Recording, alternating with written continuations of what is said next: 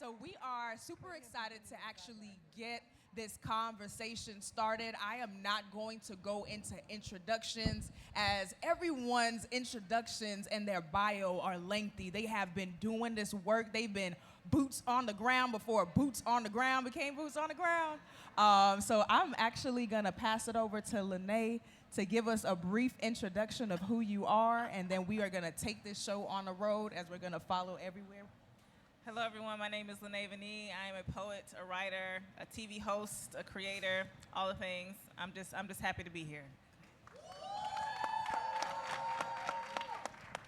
What's up, everybody? My name is Garrison Hayes. Originally from Atlanta, Georgia. Shout out to the A in the building. ATL indeed. Okay, all right. I make content about Black history, Black culture, and politics. I consider myself a journalist and a creator, and I'm really, really happy to be here. Right on. I'm Chairman Fred Hampton Jr. Internet. Right on. Respect. I'm honored to be here. I'm honored and humbled to be here. I'm the international chairman of the Black Panther Party Cubs. I'm the son of Chairman Fred Hampton, who was the deputy chairman of Illinois chapter of the Black Panther Party, and also of Core and Jerry. Woo! Hey y'all, I'm Elizabeth Booker Houston from Memphis, Tennessee. It's Memphis, not Tennessee. If you know, you know. I'm a lawyer, a social scientist. I am a comedian, a professor, a mama, a wife, and I do make political content online. Yes. And I'm George Lee, a.k.a. Consciously. Don't forget the Lee. You can catch me on consciously.com. My motto is education is elevation. I'm a former professor, teacher. I like to pop it. I'm going to say pop it, but, I like talking and saying what I mean and mean what I say. Shh, I like talking that. Education is elevation, that's my motto, and I make a lot of content about politics and society and news. Perfect. All right, so let's jump right in, actually. So we know that 75% of youth have lost trust in government and policy around education, around diversity, equity, inclusion. We've seen the immigration raids that have been happening. A lot of bills, a lot of rights have been rolled back. So can everyone actually talk to us about what does it take for us to rebuild trust, right? As well as what is the role of young people in pushing back against this misinformation and disinformation? And anyone can take a stab at that question first. I can start as a current federal employee, somehow have not been terminated with all the others. I will actually say we can't rebuild trust in this right now because white supremacists have taken over the government. I know that's a very depressing response, but the answer isn't that we rebuild trust. The answer is that we rebuild what is there. We have to make sure that we go in, that we make sure that we're involved in everything that's affecting our lives, that we're at these city council meetings, the state legislature, all the way up to the federal government and making our voices heard. There's folks like me, like I said, who are working within the federal government as civilian federal employees who are trying to make sure that we get the good work put in there. But I hate to say it because I'm so passionate about the work that I've done, but we can't rebuild trust in this right now when we have to rebuild the system altogether.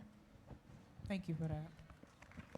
Yeah, and I would say definitely when it comes to trust specifically, I think that the person that's doing the lying, the cheating, and the deceiving, the onus is on them to build the trust. And I think that because us as the people are usually the ones that's being acted upon, I feel like the responsibility is on the government to try to figure out how to build the trust with us and not the other way around. But I do understand that whether we do politics or not, it's going to do us. So figuring out how to still impact policy, but they should try to do that with us. Right.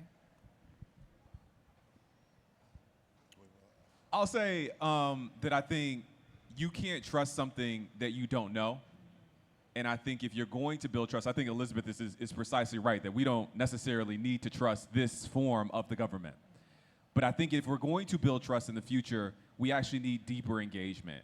We actually need you to be a part of the government. We need folks who are aspiring to take on elected roles and non-elected roles, to be great and to do that work. And I think that's how you build it, is by getting a little bit closer to it and doing the work. I'll tell a quick story. I lived in the DC area for a while, and I'd heard all these stories about the federal bureaucracy and all the stuff that the government was doing, government waste. But by getting closer to it, I learned that these are just regular people doing their jobs. And that built a great deal of trust for me in their ability to do their jobs. And so I can see through the lie that we're hearing from our government currently that these people are a waste because I know the work that they do. And that's what we need more of. Right on. I think it's I think it's imperative that we take like a historical analysis. A lot of times, like I say, we romanticize struggle, and this is an era of time. It's bad, but it's good. It's a staging game when emperor has no clothes on. And the reality is, we look back, a lot of times we romanticize such time periods as segregation. Some people say, well, our grandparents, our great-grandparents, they stuck together. And I say, well, you got that. A lot of times we were forced together. You know what I'm saying? And the reality is, even within struggle, it's not something that only happens in our community. I hate to quote this criminal, but I'm gonna quote him. But Thomas Jefferson even said with the American Revolution, one third of the people were for it, 1/3 was against it, and 1/3 went whichever way the wind blew. Contrary to the narrative that we're given, that Patrick Henry said, give me liberty, give me death. Because a lot of times we say words like trust, we have this abstract like hope we all gonna come together, but that dynamic is, principle coalition, scientific analysis, and we have another saying with the Black Panther Party Cubs, we say heat turns more than meat black. Heat turns more than meat black. And because the reality is people get involved in struggle or become quote unquote conscious, one of three ways: inspiration, aspiration, or desperation. And these are definitely desperate times, so I think it's imperative that we seize the time. That's good. Right on. That's good.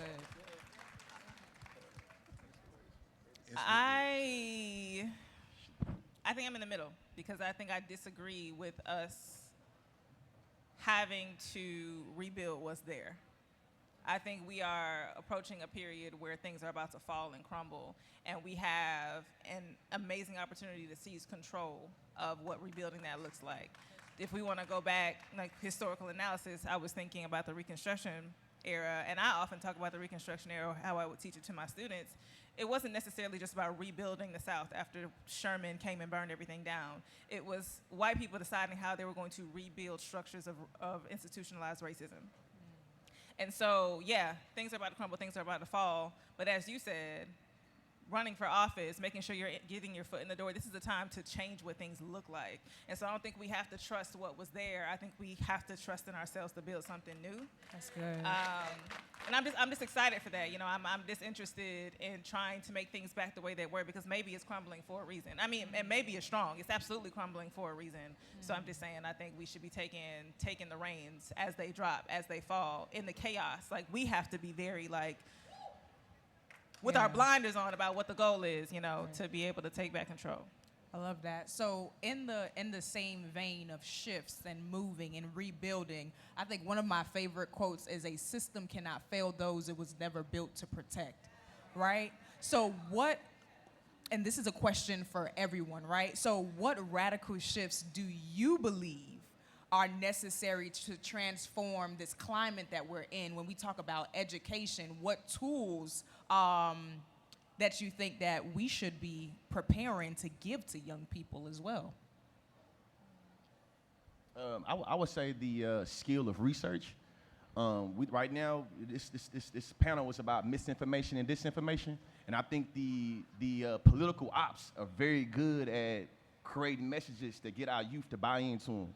Right now, we got the rise of artificial intelligence. We got deep fakes. We got people being able to do some voice ops. I feel like if we don't have the ability to research, be able to decipher the real from the fake, or be able to decipher the truth from lies, I think it'll make it where we're easily duped. You know what I'm saying? Like right now, I can think of all of the lies about trans people or drag queens, you feel me, or even illegals that allow for people in our community to link up with the KKK, link up with the Confederate flag toters. So for me, being able to research is how you're able to make it where you know what's going on. Because the last thing I say, I was taught slippers count. And if there's information that can be weaponized against you, 9 times out of 10 it will. So for me, the question becomes, how can you decipher what is information from disinformation, from malinformation? She was getting all today. She went deep into the disinformation, spectrum. Right. That's good. I will say, and I definitely agree with that research. And also, understanding how things work. We do not understand how things work as a whole as Americans. And a lot of people seem to misunderstand that when they come on my platform and they see me explaining how the system works and all of it works. I don't do this because I like the system. I do it because I believe in, know thy enemy. That system is my enemy. And I'm going to learn every bit about it so I can understand what's going on and try to infiltrate where I can. And that's what we need to do, is understand how things work. There's a lot of misunderstanding, and it comes from a lot of disinformation out there about the way that things like even just basic voting works. The way that they would show up at the polls to try to intimidate people or lie to people so that they would turn away and not cast their vote, right? All the way down to just that, and then up to the regulatory systems we have going on in the government. It's really important to understand what it is that we are fighting against. And I hate to say it because it's so easy. It's so easy to say that the white supremacists in office cheated. They didn't cheat. They used the system exactly how they knew it could be used. That's the scariest part. Project 2025, they did a slow just drip to erode everything that we have by using the system as it was intended, while everybody else, I won't say everybody else, but while a large portion of America was asleep and not paying attention to how things work and what was going on. That's how they accomplished that. So we've got to understand how this all works. Right on.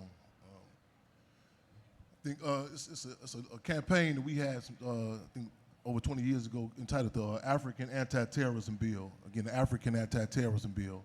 And it talked about the terrorism coming from the viewpoint of who we refer to as the OVs, not the OGs, but the original victims of terrorism. People who have been terrorized under such euphemisms as slavery, Jim Crow, Red Line, and so on and so forth. Again, this is an era of time in which the emperor has no clothes on. I think we should seize the time with it. Reality is, it's embarrassing being oppressed. Again, it's embarrassing being oppressed. And a lot of times, even the victims of being oppressed, we try to jive ourselves about it. But just to borrow the line from the Alcoholics Anonymous, they say the first step in addressing the problem is recognizing that we have a problem. Right. We have to struggle and to be consistent, to use brutal terms for brutal realities. Again, brutal terms for brutal realities. And I'm not just talking about doing February, doing Black History Month, or doing election time, or when it's convenient, but to internalize. In fact, we distinguish, we distinguish a revolution from a war. A war, you have respective armies, or you get out to get out, but a revolution, when you gain the minds of participation of the masses of the people, that impacts every aspect of our lives. Music, the poetry scene, sports, so on and so forth. So we have to up the ante, as opposed to engage in euphemisms like correctional centers. Be consistent with it. Concentration camps, the terms like political prisoners, as opposed to police brutality, call it for what it is, police terrorism, fentanyl, crack, chemical biological warfare waged upon African and other colonized people. And this is a thought I had a couple of days ago. We want to tweak it from the African anti-terrorism bill to the big black beautiful bill. Ooh. I think two things. The first is we have to, if we're going to do this radical shift, radical change, we have to respect expertise again. My God, today. I think we've gotten to a place where people really think that because they can Google it, Right. they have done their research. Right. Ooh, drops the mic. Lynae, You you have all right not over there? done. You have not done research. Perhaps you have referenced someone else's research, maybe, but you've not done the research. And I think it's incredibly important to listen to experts in this time.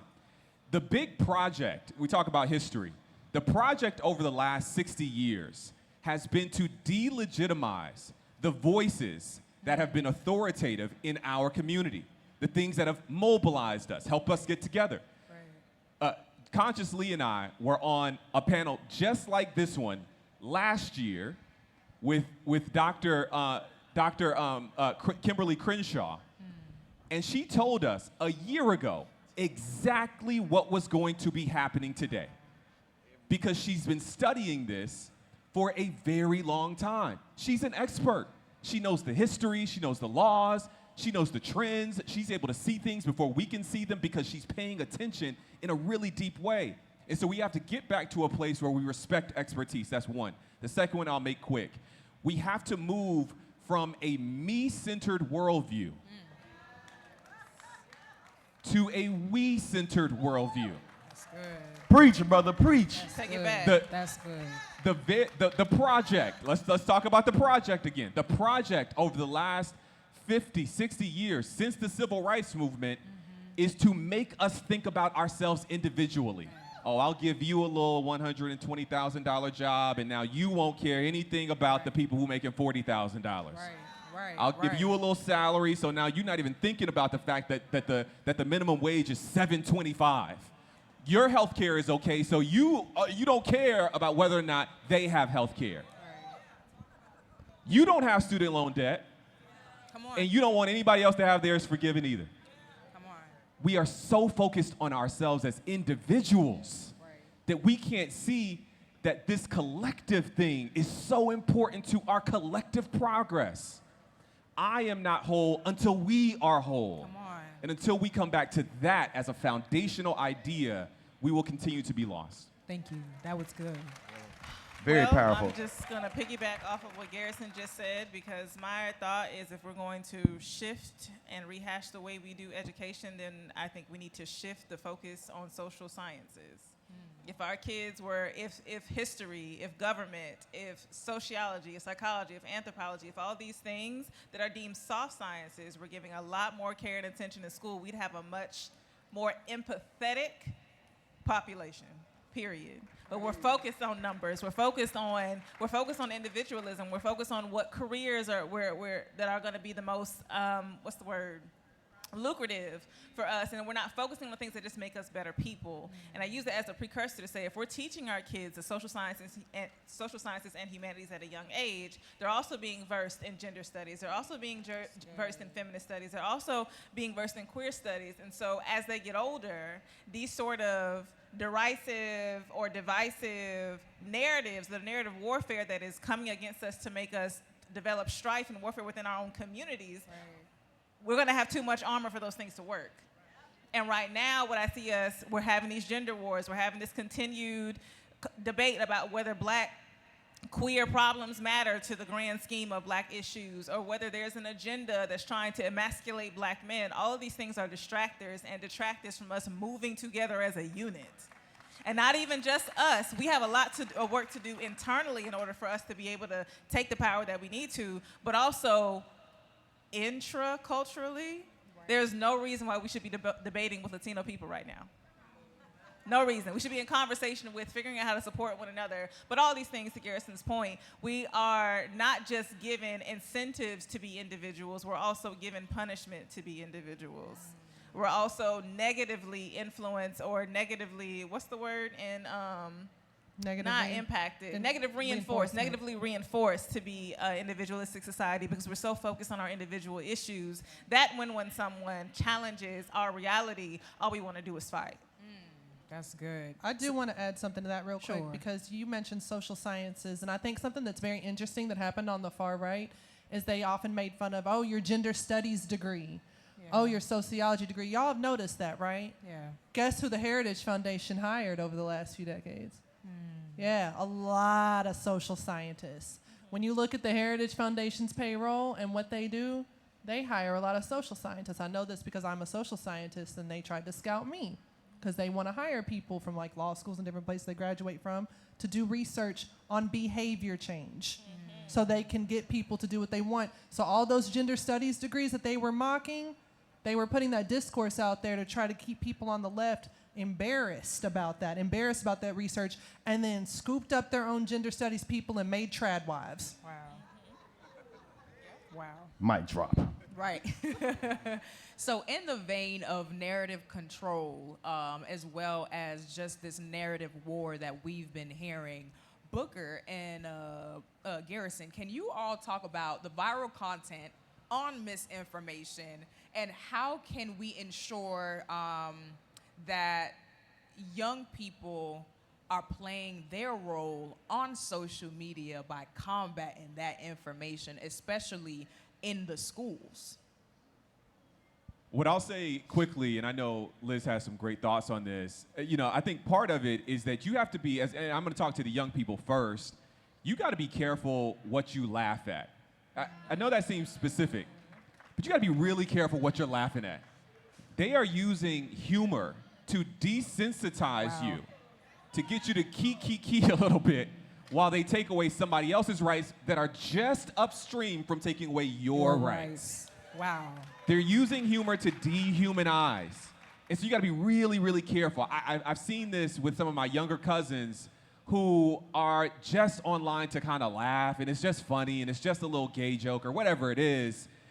But today, a few years later, they are completely shifted into this kind of red pill thing, right? And so you got to be careful what you laugh at, and what goes along with that is you have to be careful what you share, and I think it's the same reason, so I won't go into that. The other thing that I'll say really quickly is that you have to find trusted voices. If I do say so myself, I am on stage with some incredibly trustworthy voices. These are incredibly trustworthy people. Find trusted voices and follow them, and like their content, and make sure that they are part of your algorithm. Support them. And when I say support, I don't necessarily mean money. I mean double tapping and commenting. You know what I'm saying? Just support the content and share that with your friends. I work in the news, and so I get to see a lot that's happening in the news. I tell people all the time, please subscribe to a news source. Capital B is a great one. They are a black newsroom that covers black issues. If you want reliable information about things that are affecting black people, Capital B is a phenomenal nonprofit newsroom that you should support. I work for Mother Jones. I think we're doing great work. And I can name some others if you want some other names. But follow newsrooms that are doing good, well-researched work that cares about these issues, because that's what we need right now. These people have come up and they've taken over in large part because we just like what they do, and we just laugh at what they have to say, and we just share their content. And now we're dealing with a very, very real problem of misinformation because we weren't careful with our attention. Yes, I agree with that. And I just wanted to add something really quick to what Garrison said, and I may have lost it immediately. Oh, we were talking about something backstage about how the creator space is so convoluted in terms of who is an expert and also how they got to getting the following that they get. And so what you have up here is a bunch of people you can't pay to say anything. You can pay us for our presence, but we cannot be bought in terms of what our opinions are. And more often than not, we're not giving you opinions just off the cuff. We're giving you opinions based in facts and receipts. But what you have on the other side are people who are willing to take a check, who already have a platform for just being funny, just being contrary, whatever, and are willing to say anything for that check and propagate disinformation and do not have a consequence because those communities, or at least they think they're too far away from those communities to experience or reap the consequences. But that's all I had to say.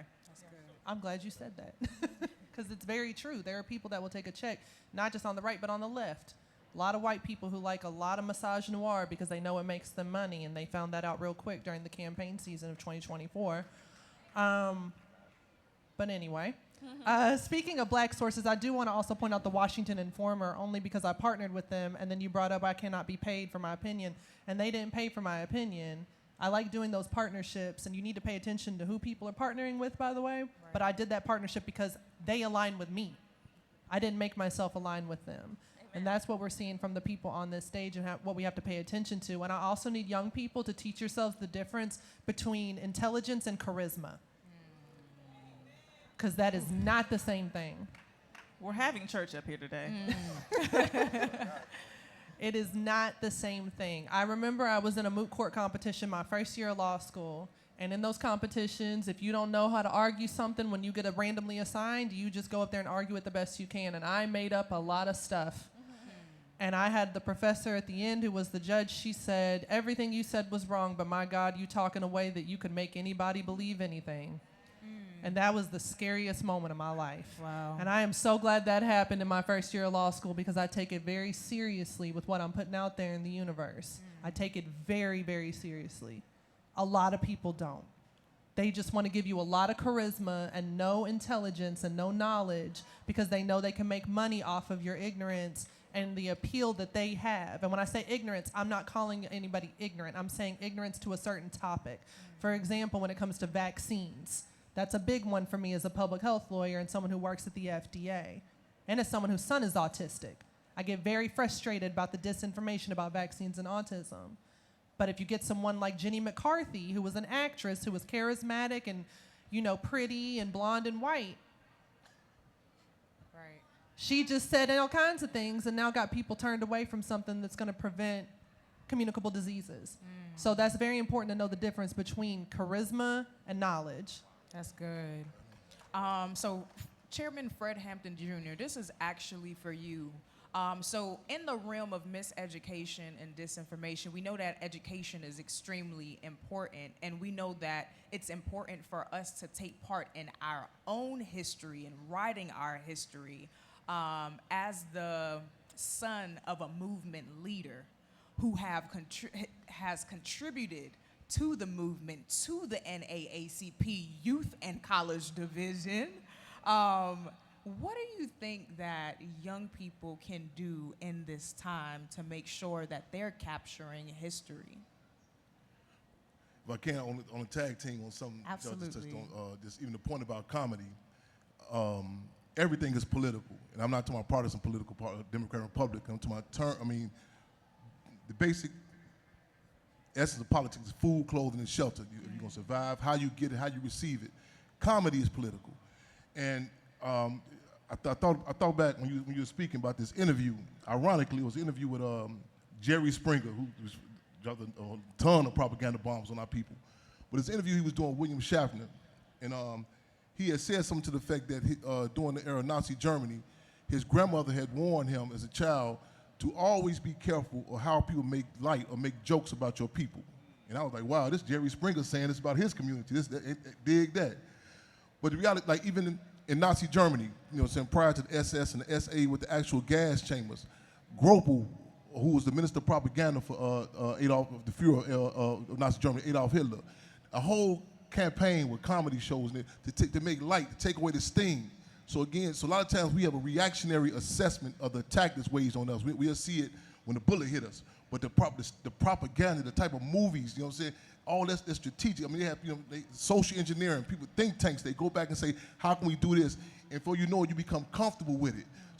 So again, we cannot afford the luxury to have a reactionary assessment. We have to be, a lot of times I talk to people, oh, Chairman, it's just a movie, it's just a joke, or whatever the case may be. But again, everything is political. Words, Right. terms, fashion, how we joke with each other. So I just wanted to tag team with y'all on that point.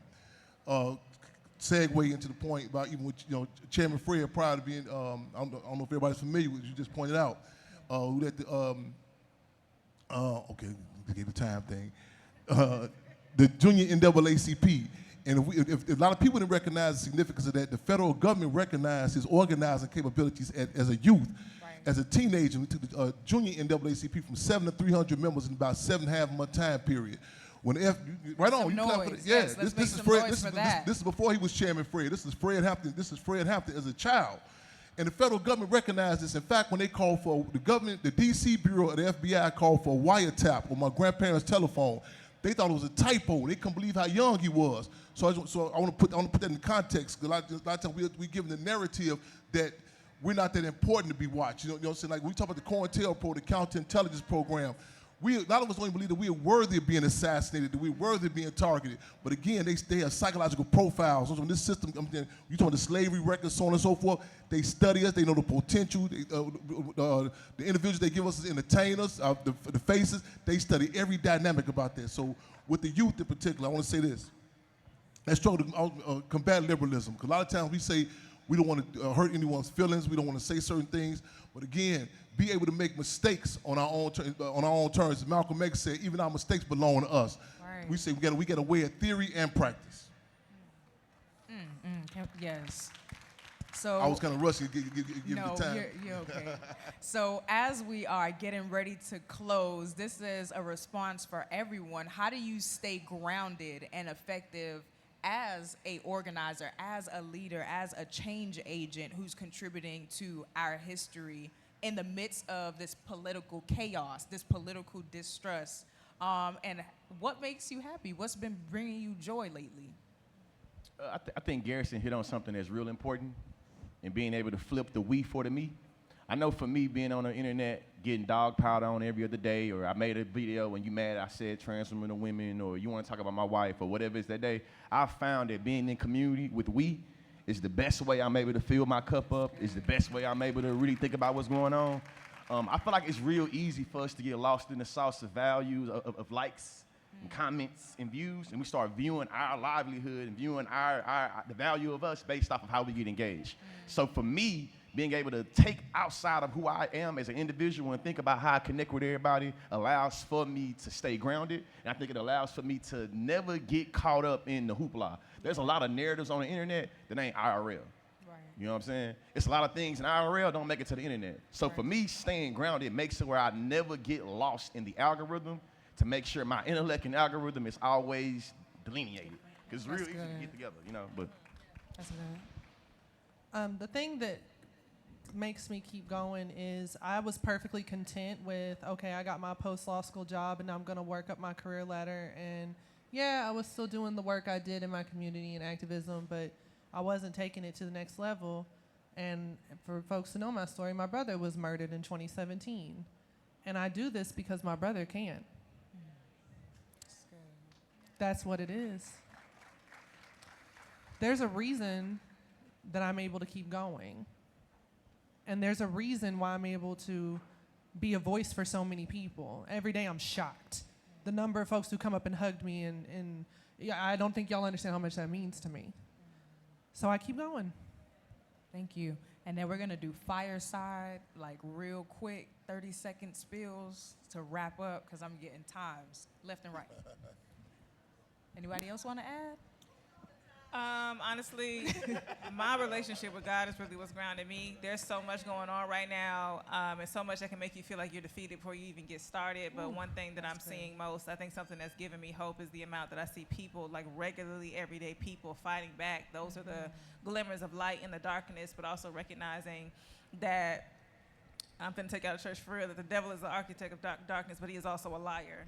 Like, this is not a reality that we have to accept or, like, see as the truth. And what he doesn't know is while the enemy has been taking his time to sort of develop, while people have been asleep, this sort of thing, God has also been planting seeds of lightness in his harvest time. So I would never believe that I'm defeated, but also what gives me hope and understanding is that we've been here before, that this is canon for black people, and that we have books, we have people, we have leaders to harken back to. I don't know if you guys know, but we're fanning out to be sitting up here with Fred Hampton Jr. right now. what? But, Man! Yeah. But those are the things that keep me grounded, just knowing like not all hope is lost. That's good. All right. Lynae said it. Our ancestors, you know, we got loyalty, got royalty inside our DNA. Yes. You hear me? Hey, you hear me? Garrison, you preaching today, brother. You hear me? You is, man. You know, we not here by accident. I really believe that, and that's what keeps me going. That's good. Let me say I'm honored. I'm honored and humbled to be here. I need y'all. They try to do the Sandman. If I go with time, like on Paulo, block them up. But let me say this. Again, a lot of times we look at situations subjectively, like you hear people say, like this, I get phone calls from people that say they can't believe that the school system did this. They can't believe that the police done this, murdered their sons, so on and so forth. But like even how the system does us, they study history. You know what I'm saying? So you can look. This is the modus operandi. You know what I'm saying? I mean, how this is the modus operandi on how this system gets down historically. You know what I'm saying? I mean, even the birth of the police on the plantations, that was their job. You know what I'm saying? To go capture those who ran away. We in an era again that can be described as like Nixon on steroids. You know what I'm saying? And you look back, and we can look at. We have cases of resistance also up here. Captain Ibrahim Traoré over here in Burkina Faso right now. You can correlate that back to a time period when Malcolm X was talking about what was going on in Africa, so on and so forth.